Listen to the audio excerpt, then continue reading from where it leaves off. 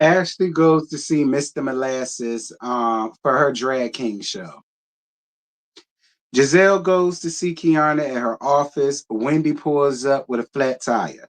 Kay says that when she gets married, her man Greg doesn't want her to hyphenate her name, but although that's something that she really wants to do to keep her own identity for her businesses. Listen, Kiana, at this point, you are the one who is gonna have to be the one to make a decision. All right. You keep trying to leave it up to Greg and hoping Greg is gonna change. Greg ain't gonna change, Kiana. You're smart enough to know that, sis. So at the end of the day, it is up to you to decide on what you want, whether you really want to be married like that or whether you still want to keep your integrity intact. They worried about Karen's weight loss, but Kay says she on Ozempic. Um,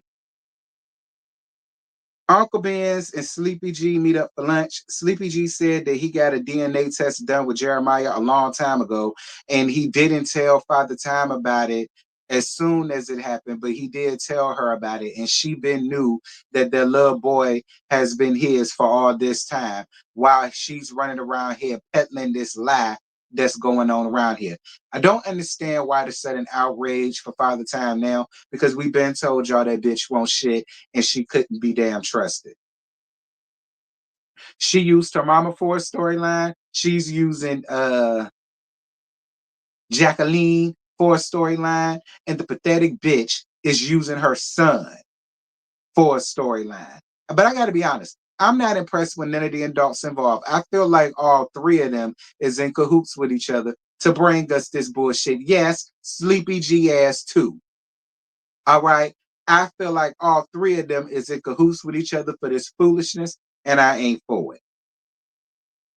Stacy goes to see an attorney because she says she wants to waive child support, but not alimony.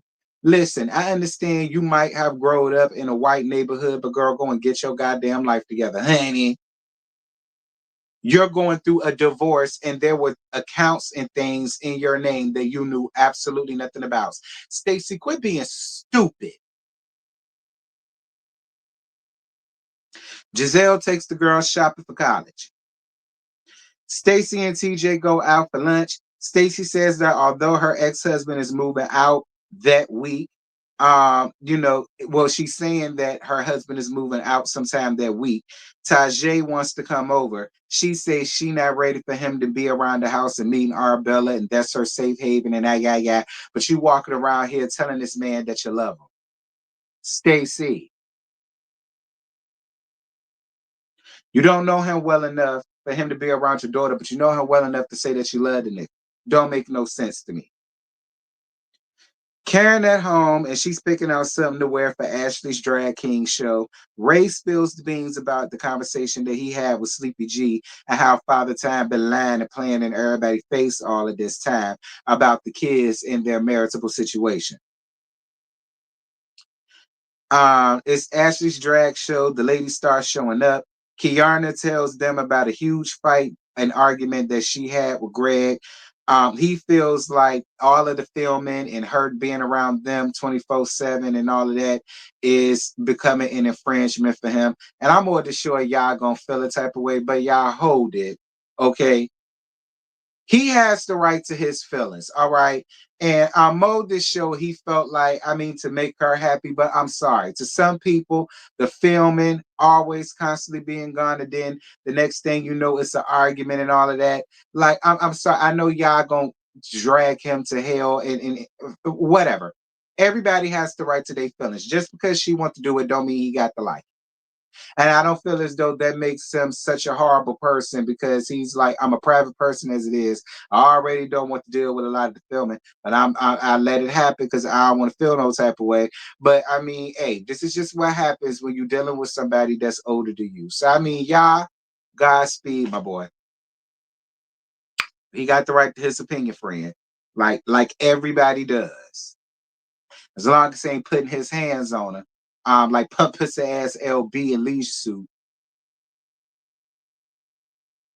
Um, Karen comes to Giselle and asks if she feeling okay. I mean, no. Karen comes and Giselle tells her about the conversation that she had with Kay and Wendy and how they're worried about her weight loss and so on and some such. And she's saying that she's not taking no Ozempic. Girl, yeah. You saying that you pre-diabetes? I guess, Karen. I guess, but I agree with Tacky. Don't be Giselle. I mean, don't be running around here trying to make it seem like you losing weight because you're stressed out about this cake when you on the O shot.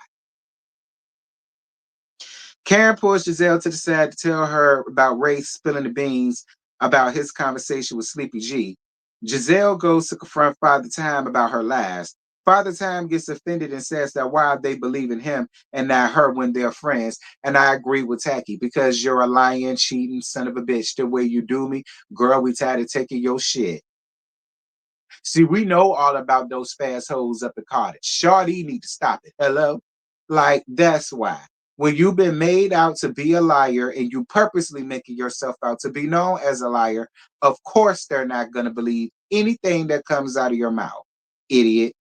Moving on. I'm on this side. I much rather believe the manic schizophrenic versus believing you. Father Time tells Karen that while she's so involved in her life, she needs to worry about her DUIs and the fact that she's opening up her legs to all of these damn men, including Blue Eyes. In Giselle's confessional, she says that everyone already knows about Karen's DUI and that she's doing her thing on the side. So that's not a jab either. Everybody knows that, and I do agree with that. And then the episodes continues with Karen reading Father Time her Miranda rights, as she should have because she's been nothing but a big ass liar this entire time.